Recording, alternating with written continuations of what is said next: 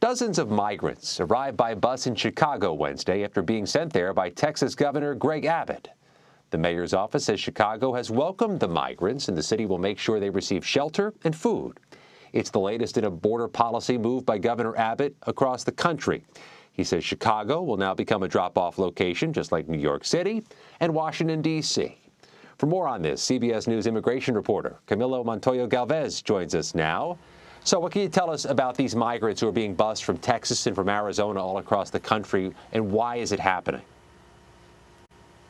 Hi, Scott. These are migrants who entered the U.S. unlawfully along the U.S.-Mexico border, and then they were offered transportation by officials in Texas and Arizona after they were processed by Customs and Border Protection, an agency that released them and allowed them to continue their immigration or asylum cases here in the U.S. And this is because the Biden administration, Scott, has really not relied on detention to monitor migrants. It has allowed many of the migrants who are not expelled to Mexico under the Title 42 pandemic restrictions to continue their cases under GPS monitors or other tracking devices to supervise them. And in regards to your second question, I think the Republican governors in Texas and Arizona would argue that this busing operation is a way for Democratic-led cities to share the burden of accommodating these large numbers of migrants, which they believe has really fallen on small communities in their border states. But obviously, the Biden administration, Scott, has called this a political stunt. Advocates have also forcefully denounced this operation, saying that migrants are effectively being used as political pawns in a policy dispute between the administration and these Republican-led states. How are the cities responding? Excellent question. So we know that the bulk of the reception work in both Washington, D.C., New York City, and now Chicago is being led by local organizations and groups.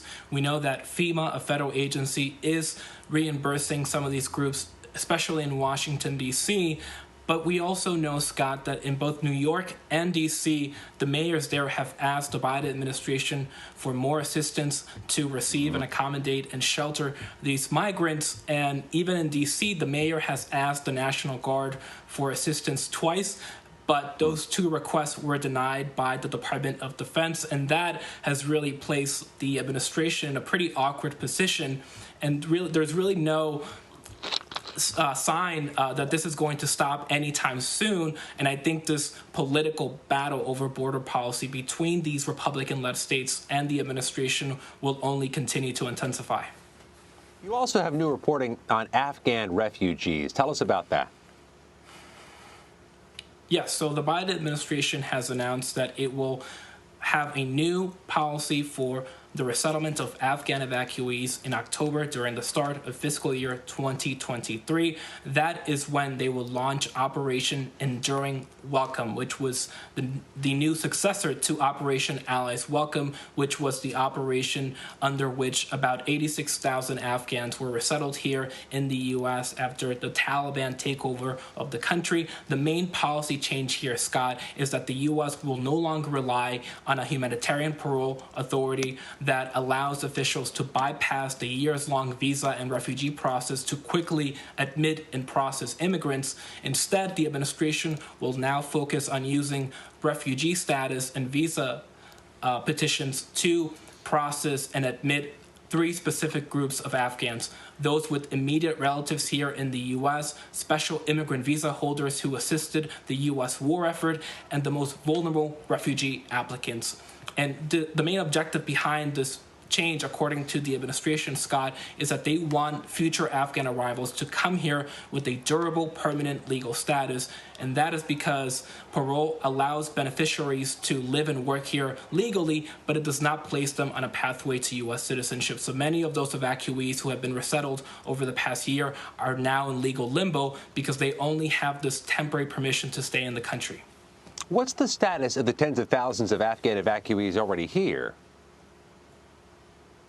Yes, so 86,000 Afghan evacuees have already been brought to the U.S. Over 90% of them, Scott, have already joined their new communities here in the U.S., and their enrolling their children in schools here, they're learning English, and they're getting help from resettlement organizations that are helping them integrate into American society. But many of them, like I mentioned, are now in legal limbo because most of these Afghans were paroled into the country, and parole, again, is a temporary permission to work and stay in the U.S. for 2 years, but it does not provide them a pathway to permanent residency or a green card or ultimately U.S. citizenship. So they will stay in limbo, Scott, unless they win asylum or Congress passes the recently introduced Afghan Adjustment Act, which would allow these evacuees to get these green cards or permanent residency. Camilo Montoya-Galvez, we appreciate your reporting. Thanks for the time. Thanks, Scott.